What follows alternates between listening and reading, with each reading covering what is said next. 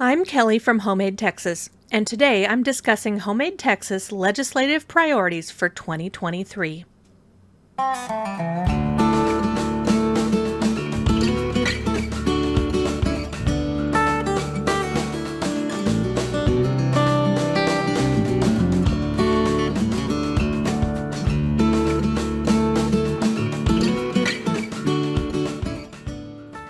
The Texas legislature is in session from January through May in odd-numbered years, so that means 2023 is a legislative year.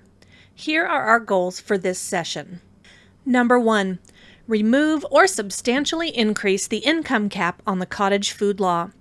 The $50,000 income cap has been in place since the first cottage food law passed in 2011 and has been significantly eroded by inflation and food cost increases over the past 12 years. Half the states with cottage food laws have no income limit at all, and we believe Texas should join them. 2 bills have already been filed removing the income cap, HB 176 by Goodwin, and a companion bill in the Senate, SB 329 by Hall. Number 2. Removing the home address requirement from cottage food labels. This requirement was originally put in place for traceability, so that in case someone got sick from your food, it could be traced back to the source. But we believe there are other effective ways to provide traceability without having to give your home address to every person who buys your food.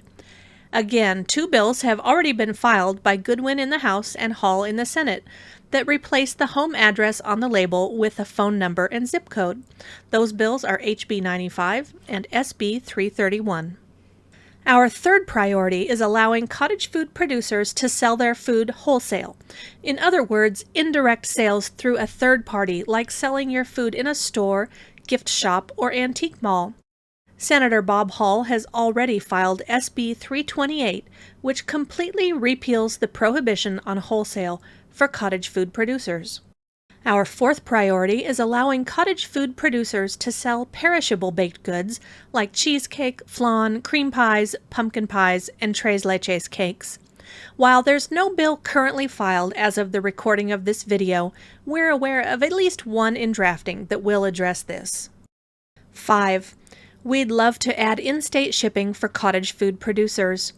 Interstate shipping, where you ship cottage foods to another state, is prohibited by federal regulations, but we believe in-state shipping of shelf-stable cottage foods is a low-risk activity that could open sales avenues for many cottage food entrepreneurs.